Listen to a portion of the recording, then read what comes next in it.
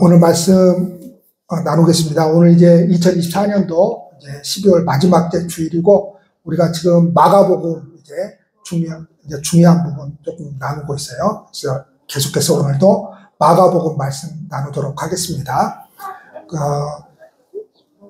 자, 우리 어린이들 보고 핸드폰은 끄고 핸드폰 쳐다보지 않기, 그리고 잘생긴 목사를 쳐다보기. 시작. 자, 나만 쳐다봐야 돼. 나를 안 쳐다보면 다른 짓을 하게 돼.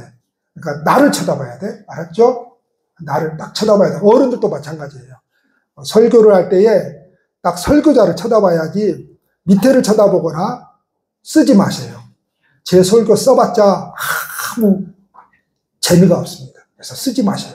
쓰지 말고, 설교는 교육이 아니니까 쓰지 말고, 아래 쳐다보지 말고 저를 딱 쳐다보세요. 저를 쳐다보세요. 저를 쳐다보지 않으면 말씀이 들어오지가 않습니다. 말씀이 들어오지가 않아요. 그러니까 이거는 어른이나 다 마찬가지예요. 그냥 고개 숙이고 있으면 그 사람은 절대 말씀을 듣고 있지 않습니다. 그렇게 1000년을 교회 다녀도 소용이 없습니다. 교회를 여러분 그냥 무슨 종교 생활하려고 다니는 게 아닙니다. 여러분, 예수를 믿으면 천국이고 예수님을 믿지 않으면 지옥입니다. 이 생명의 갈림길에서 우리가 하나님을 더 알기 위해서 교회를 출석하고 하나님께 예배를 드리는 것입니다. 그냥 허투루 왔다가 허투루 가면 뭐예요? 오늘 가서 일하면 20만 원 벌 수 있는데 오히려 그게 낫습니다. 그러니까 여러분, 오늘 산에도 못 가고 눈구경도 못 가고 놀러도 못 가고 손해를 많이 보고 지금 교회를 오신 것입니다. 그러니까 말씀을 통해서 그 하나님을 우리가 말씀을 통해서 만나고 가야 됩니다. 할렐루야. 그래서 설교자를 다 쳐다봐야 돼요. 설교자를. 제가 우리 교회에서 그런 칭찬을 듣습니다. 어떤 이제 목사님들끼리 모이는 이제 목요 기도회도 있고 뭐도 있고 그러거든요.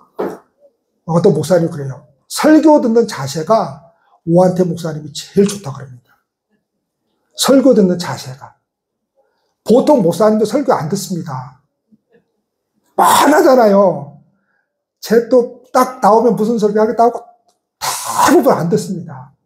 근데 말씀이라고 하는 것은 아는 게 중요한 게 아닙니다. 아는 게 중요한 게 아니고 그 설교자를 통해서 오늘 하나님께서 내게 주신 말씀이거든요. 그래서 그 설교자를 탁 쳐다보고 저는 앉아 있습니다. 그러니까 저보고 설교 듣는 태도가 제일 좋다 그럽니다.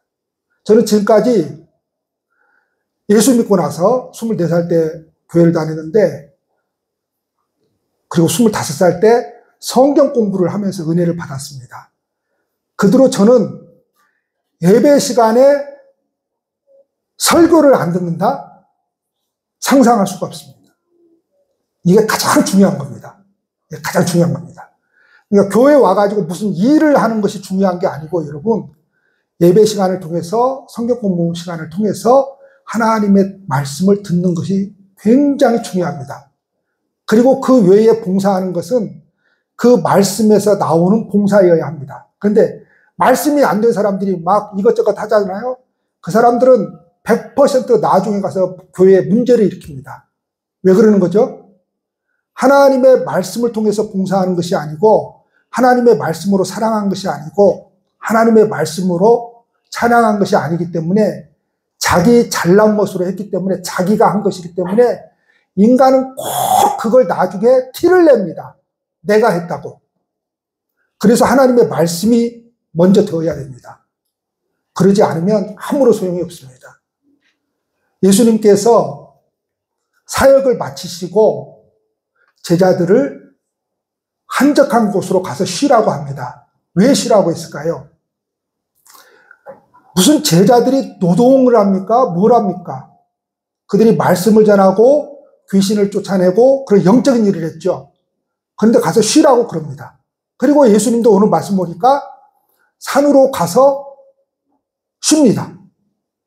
여러분, 인생을 살아가면서 쉬는 것이 굉장히 중요합니다. 그러면 단순히 이 쉬는 것이 어떤 차원이냐? 다음 일을 할 수 있는 에너지 충전입니다. 영적인 충전입니다. 자, 하나님의 일을 많이 하는 사람은 더 많이 할수록 더 기도해야 되고, 더 찬송해야 되고, 더 하나님을 알아가는데 열심을 내야 됩니다.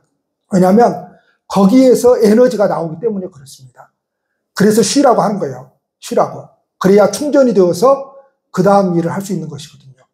주의 일이라고 하는 것은 무슨 노동하는 거 아니잖아요. 삽 가지고 꼭대기 가지고 땅 파는 거 아니잖아요. 무슨 노동을 합니까? 근데 왜 쉬라고 하는 거예요? 자, 영적인 일은 그가 가지고 있는 것으로서 할 수 없는 일이기 때문에 에너지가 많이 소비됩니다. 그래서 쉬어야 됩니다. 그리고 충전을 통해서 그 다음 일을 또 해나가는 겁니다.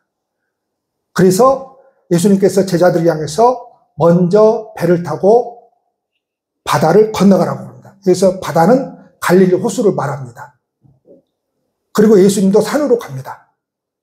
그런데 많은 사람들이 예수님을 따라옵니다. 왜 따라오는 겁니까? 금방 어떤 체험을 했어요. 오늘 말씀 보니까 소위 말하는 오병이어 체험. 보리떡 5개와 물고기 2마리로 5,000명을 먹고 12광주리가 남는 그 체험을 했습니다. 그러니까 막 예수님이 쉬러 가는데 쉬지도 못하게 그것까지 따라가는 겁니다. 그런 사람들을 볼 때에 그 사람들이 믿음이 있었느냐? 그게 아닙니다. 예수님이 병 고쳐주고 예수님이 먹을 거 주니까 따라 나서는 겁니다. 자기 인생의 문제 해결하려고 그냥 따라 나서는 겁니다. 그런데 예수님께서 그런 사람들을 내치지 않고 어떻게 대하십니까? 오늘 말씀 보니까 불쌍히 여기셨다 이렇게 말씀하고 있어요. 불쌍히 여기셨다.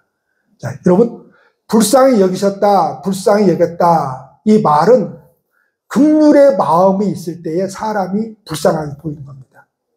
긍휼의 마음이 없으면 사람이 불쌍해 보이지 않아요.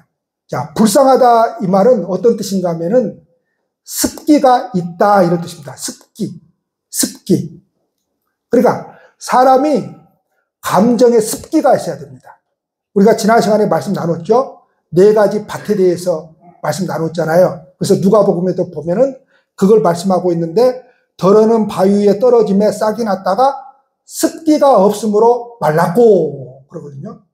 자, 똑같은 씨가 뿌려졌는데 세 가지의 마음밭은 습기가 없어서 말라 비틀어져 버렸고 그래서 열매를 못 거두는 겁니다.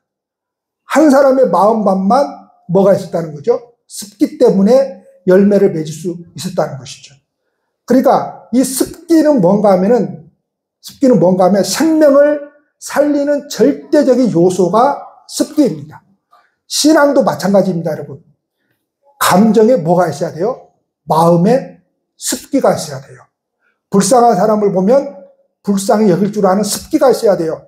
내 감정이 메말라 있어버리면 불쌍한 사람이 있어도 도와주지를 않습니다. 여러분, 그래서 지금 그 습기를 말하는 거예요. 습기가 있어야 생명을 살릴 수가 있어요. 자, 습기가 있어야 부드럽고 부드러워야 살아나는 것입니다. 여러분, 대쪽 같다? 이거는 여러분 꺾어지기가 쉬운 거예요. 오히려 부드러움이 생명을 살리는 겁니다. 그래서 성경은 뭘 이야기를 하고 있는가 하면 부드러움을 이야기를 하고 있는 거예요. 여러분, 우리가 신앙생활 하는데 예수를 믿는데 몇십 년을 예수 믿어도 몇십 년을 그렇게 신앙생활해도 성격이 고약하다, 성질이 더럽다, 이건 문제가 있는 겁니다, 여러분. 이건 굉장히 문제가 있는 거예요. 그러니까 신앙생활을 하면 할수록 우리의 마음은, 우리의 성질은 어떻게 변해가야 되는 거예요? 부드러움으로 변해가야 되는 거예요. 부드러움으로. 나는 내 성질은 원래 이래. 나는 그래도 뒤끝은 없어. 그거 제일 나쁜 겁니다, 여러분. 그거 제일 나쁜 거예요. 그게 제일 나쁜 거예요. 자기 하고 싶은 대로 다 해버리고 나는 뒤끝은 없어. 이게 제일 나쁜 거예요, 여러분. 하고 싶은 대로 하고 말하고 싶은 것을 뭐예요? 안 해야 되는 거예요. 부드러워야 돼요. 부드러워야 돼요. 그래서 우리가 하나님의 은혜라고 하는 것을 잘 생각을 해야 돼요. 자꾸 신앙생활 하는데 내가 뻗세져 가는지 교만해져 가는지 잘 이해를 해야 돼요. 어떤 사람이 되어가는 거예요? 부드러운 사람이 되어가는 거예요. 우리가 여러분 예수님을 만나기 전에는 우리의 마음밭이 팔각형이었습니다. 꼭지점이 얼마나 많습니까? 팔각형. 그래서 그 많은 팔각형으로 그냥 사람을 찔러대는 겁니다. 근데 하나님의 말씀을 들으면서 하나님의 말씀을 연구하면서 기도하면서 찬양하면서 하나님의 은혜를 받으면서 그 팔각형이 어떻게 돼요? 육각형이 되고, 육각형이 사각형이 되고, 사각형이 삼각형이 되고, 삼각형이 뭐예요?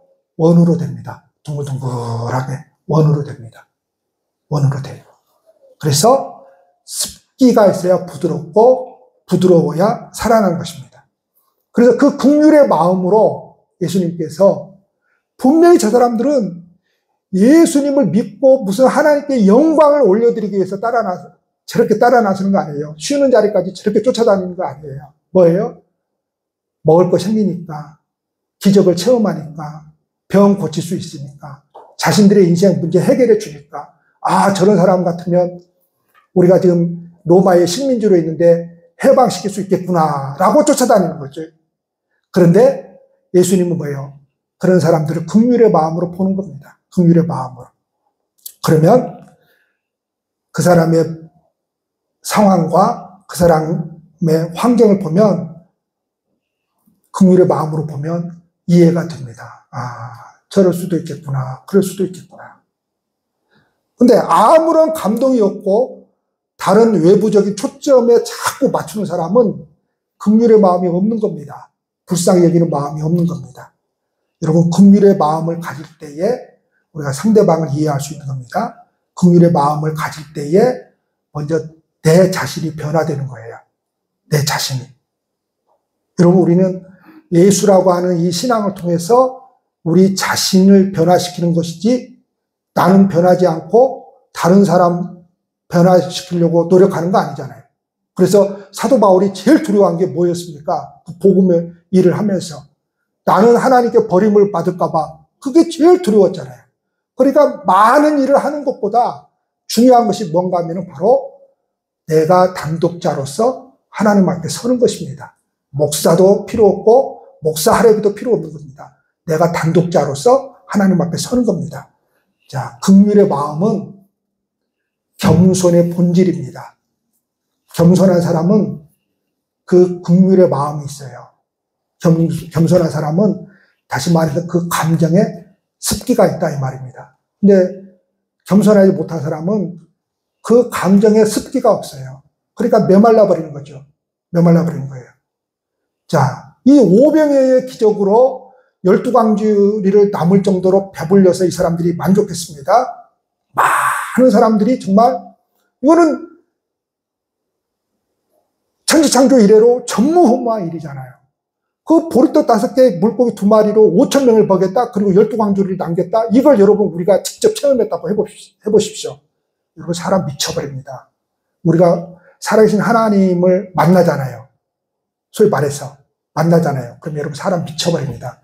제가 지금 미쳐버린다라고 하는 것은 정신이 미쳐버린다는 소리가 아닙니다. 그 사람은요, 예배 드리지 마 해도 옵니다. 은혜를 경험하는 사람은 와요. 일하지 마 그래도 그 사람은요, 일합니다. 왜요? 미쳐버렸기 때문에 그래요. 뭐에 미쳐버렸기 때문에 그래요? 지금까지 내가 보지 못한 것을 봐버린 거예요. 하나님의 나라가 없다고 생각했는데, 하나님이 없다고 생각했는데, 내가 그 기적을 통해서 봐버린 거예요. 미쳐버립니다. 옳게 못 살아요. 여기서 옳게 못 산다는 것은 뭐예요? 세상만을 위해서 살지 않는 인생이 되어버립니다. 예배를 드려라 해서 드리는 존재가 아니에요. 이제 내 삶의 목적이 하나님께 예배 드리는 삶의 목적으로 바뀌어지는 거예요. 그냥 출석해라 해서 출석하는 게 아니에요. 하나님을 만나버리면 이렇게 미쳐버립니다. 그 열정과 그 열기가 그 흥분이 가라앉지를 않는 거예요. 그런데 예수님은 즉시 제자들을 배를 타고 가라 그럽니다. 먼저. 왜 그러는 거예요? 자, 왜 그러느냐? 여기서 아주 중요한 게 있어요. 왜 제자들을 피하게 하신 겁니까? 바로 속된 말로 물들까 봐서 그래요.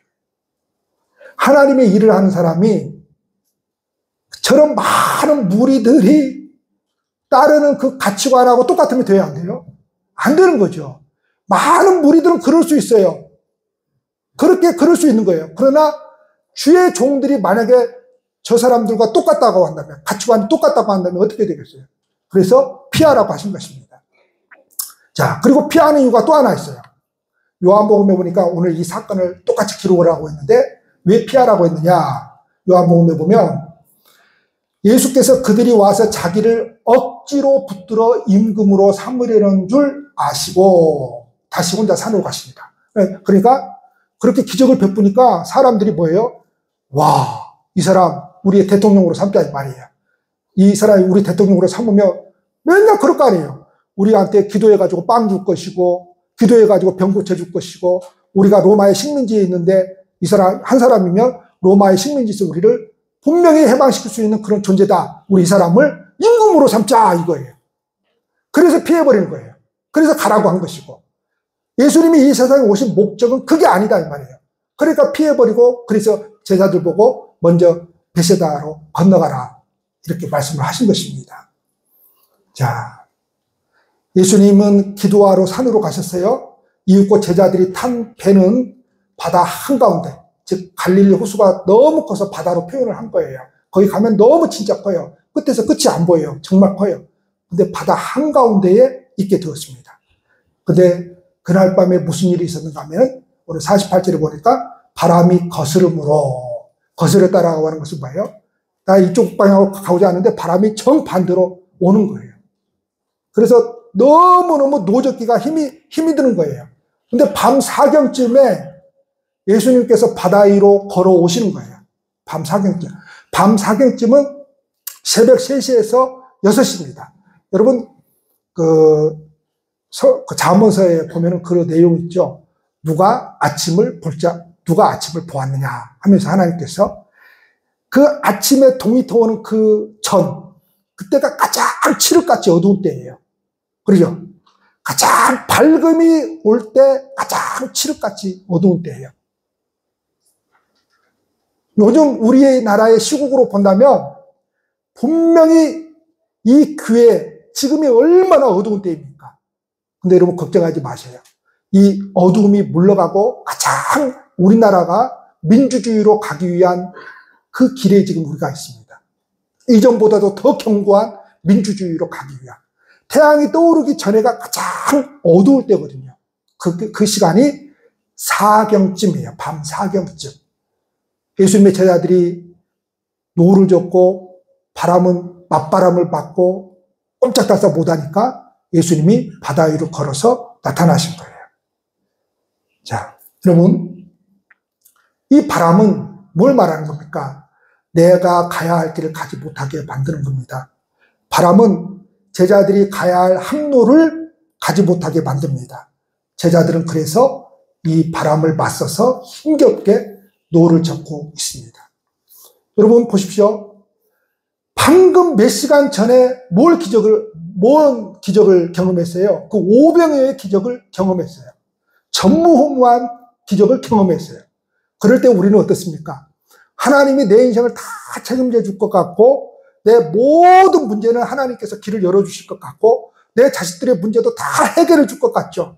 나는 이제 더 이상 아무런 염려와 근심이 없을 것 같죠. 내 인생은 그냥 하나님이 나를 만나 주셨으니까 기적을 경험하게 해주셨으니까 탄탄대로일 것 같죠. 그러나 그렇지 않다는 거예요.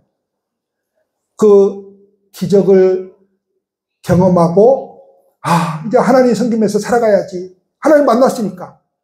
그럼에도 불구하고 바람이 나를 피해가는 것이 아니라고 하는 것입니다. 오히려 인생의 바람이 우리를 거스르게 해서 우리가 가야 할 길을 못 가게 만듭니다. 다시 말하면 이 신앙으로 살아야 되겠는데 이 신앙으로 살지 못하게 우리를 만듭니다. 내가 이 믿음으로만 살아가려고 하는데 이 믿음으로 살아가지 못하도록 만듭니다. 그래서 날마다 우리는 힘듭니다. 뭐가 힘들어요? 인생이 힘들다고 하는 것이 아니고 내 뜻대로 되지 않아서 힘들다라고 하는 것이 아니고 이 신앙으로 살아내기가 너무 힘들다는 거죠. 이 신앙으로 살아내기가. 그전에는 문제가 안 됐어요. 근데 이 신앙을 갖고 나니까 이 신앙으로 살아내기가 그렇게 힘이 드는 거예요. 모든 것이 이 신앙으로 살아내기가 다 문제거리가 되어버립니다. 그래서 문제의 바람을 이기고자 노를 힘겹게 쳤지만 바람을 이길 수가 없는 제자들의 모습이 바로 오늘 저와 여러분들의 모습입니다. 그래서 우리가 늘 아우성 치는 게 뭡니까? 힘들다는 거죠. 힘들다는 겁니다.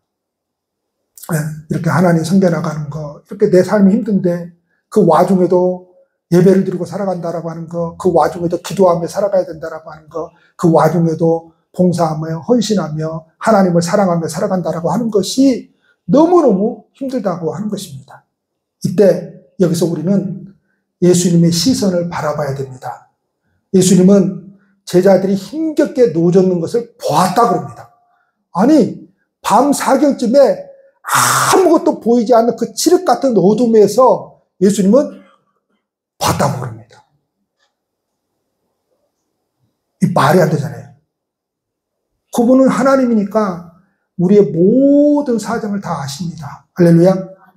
고군분투하는 모습 아세요. 우리가 이 신앙으로 살아내려고 얼마나 애를 쓰는지 알고 계세요. 그리고 늘 철버덕거리는 우리의 모습을 알고 계시고 피눈물 나는 우리의 사정을 알고 계시고 늘 이 신앙으로 살아내려고 하는데 때로는 넘어져서 무릎이 깨지는, 코피 터지는 우리의 모습을 알고 계십니다.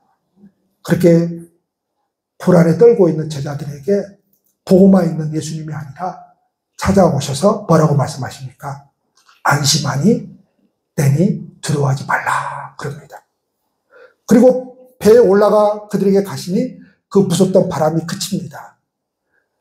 여러분, 하나님 섬긴다고 인생의 바람이 물러나는 게 아닙니다. 문제가 해결되는 게 아닙니다. 기도하면 그냥 문제가 그냥 해결되는 게 아니에요. 내가 원하는 대로 되는 게 아니에요. 그게 신앙이 아닙니다. 그곳에서, 그 문제의 바람에서, 그 문제의 인생에서 노를 젓고 있는 모습이 우리의 모습입니다. 그런데 걱정하지 말라는 거예요. 예수님이.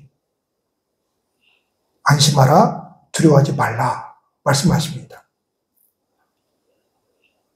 그 예수님이 우리 인생의 바람을 그치게 하실 것입니다. 여기서 제자들이 잊고 있었던 것이 있어요. 오늘 말씀에도 나왔는데 그 몇 시간 전에 오병이어의 기적을 경험했던 그 은혜를 베푸셨던 그 예수님이 바람이 거스르는 이 상황 가운데서도 함께 하시고 있다고 하는 것. 이걸 잊어버려요. 그래서 51절, 52절에서 뭐라고 말씀하고 있습니까? 제자들이 마음에 심히 놀라니 이는 그들이 그 떡 떼시던 일을 깨닫지 못하고 그 오병이어 기적을 깨닫지 못하고 그 몇 시간 전에 있었던 일이잖아요. 그 마음이 어떻게 되었다는 거예요? 둔하여졌습니다. 그러니까 우리 인간이 이렇게 약한 거예요. 그냥 어제 아주 엄청난 은혜를 경험했어도 오늘 인간은 그냥 자신의 문제 앞에서 어제 받았던 그 은혜를 까먹어버리는 존재예요. 그래서 마음이 어떻게 되어버려요? 네, 둔해져 버려요. 둔해져. 뭐에 둔해져 버렸다는 거예요? 이전에 하나님께서 내게 베푸셨던 은혜를 잊어먹어 버리니까 마음이 둔해져 버리니까 오늘 그냥 이 인생의 문제에 딱 그냥 집중돼 버리는 거예요. 이럴 때 사람의 반응이 어떻게 나타나는 줄 아세요? 하나님은 없나 봐. 왜 하나님은 나에게 이런 고통을 주시지? 왜 하나님은 나한테만 이런 문제를 주시지? 해결해 주지 않고 아무리 기도해도 응답이 없고 하나님은 나를 사랑하지 않나 봐. 그러면서 인간은 뭐 해버리는 거예요? 하나님을 신뢰하지 않죠. 그래서 점차 멀어지는 거예요. 하나님에게. 여러분, 교회에서 누구 때문에 못 다니겠다? 그렇게 멀어지는 거예요, 여러분. 그렇게 우리의 마음을 어둡게 만들어버리는 거예요. 그렇게 우리의 마음을 둔하게 만들어버리는 거예요. 여러분, 중요한 게 있어요. 우리도 인생의 바람이 몰아칠 때에 예수님이 이전에 내게 베푸셨던 은혜를 기억하지 못할 때가 있어요. 이는 제자들처럼 마음이 둔해져 버렸기 때문에 그렇습니다. 우리 인생에 오병이어의 기적이 있으면 지금 바람이 거스리는 문제, 지금 내가 하나님 앞에 온전한 삶을 살아가지 못하는 이 시간도 하나님이 함께 계시는 거예요. 하나님이. 내가 착하게만 살고 예배만 잘 드리고 있을 때 그때만 하나님이 함께 하시는 분이 아니라 내가 말씀대로 살려고 하는데 철버덕거리고 넘어지고 코피 터지고 무릎 깨질 때도 여전히 하나님 함께 계시는 거예요. 할렐루야. 여러분, 바람이 거스리는 문제가 우리 인생에 생길 수도 있어요. 아무리 어저께까지 엄청난 기적을 체험했다 할지라도 반대로 바람이 거스리다가 바람이 그쳐서 평안해지는 은혜가 있습니다. 할렐루야. 오늘 본문 마지막 56절처럼 인생의 문제에 예수님이 개입하셔서 성함을 얻을 때도 있어요. 이렇게 신앙의 길에는 항상 높고 낮음이 함께 공존하는 거예요. 그게 인생인 거예요. 그게 인생. 근데 우리는 그런 인생을 받아들이지 않으려고 해요. 자꾸만. 안 받아들이려고 해요. 그게 인생이라니까요. 그게 인생이에요. 그게 인생이에요. 그 공존 속에 예수님은 언제나 우리와 함께 하신다라고 하는 사실을 깨닫는 것이 신앙의 원리입니다, 여러분. 그래서 시편 48편에 시편 기자가 이렇게 고백을 했습니다. 하나님은 영원히 우리 하나님이시니 그가 우리를 죽을 때까지 인도하시리로다. 아멘.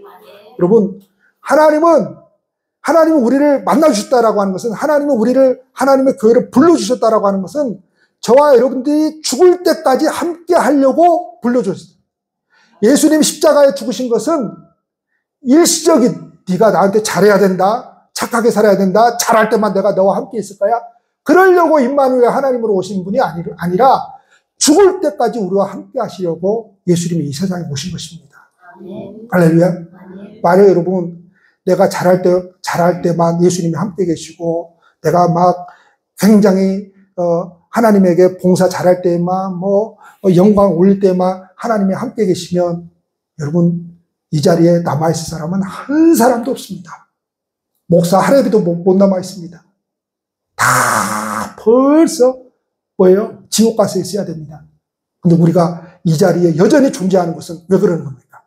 하나님이 여전히 그 모든 과정을 통해서 죽을 때까지 함께 하시는 하나님으로 오셨기 때문에 그렇습니다. 여러분, 현재 우리의 상황이 바람이 거스를 때라도 또는 그 오병이어의 기적처럼 은혜를 받을 때라도 우리 하나님은 언제나 어디서나 동일하게 우리와 함께 계신다는 사실을 여러분 잊지 말아야 됩니다. 그 하나님이 우리의 손을 붙잡고 계심도 잊지 말아야 돼요. 여러분, 우리가 자식 낳아서 키워보면 여러분 언제 더 그 자식의 손을 붙잡습니까? 언제 더 그 자식이 어려움에 처할 때 더 손을 붙잡습니다. 그렇죠? 그 자식이 더 힘들어할 때 더 손을 붙잡습니다. 더. 마찬가지예요. 여러분들이 인생을 살아가면서 정말 힘들어할 때, 정말로 고통 가운데 있을 때, 죄 가운데 있을 때 더 하나님이 저와 여러분들 붙들고 계세요. 그리고 인생의 바람을 끝내 멈추게 하실 분이 하나님이십니다. 따라서 하나님께서 우리를 영원히 인도하신다는 그 말씀을 마음 깊이 여러분 새기시고 말씀 붙들고 예수님 바라보시면서 담대하게 24년을 살아오신 것처럼 또 25년을 살아가실 수 있기를 축복합니다. 기도하시겠습니다.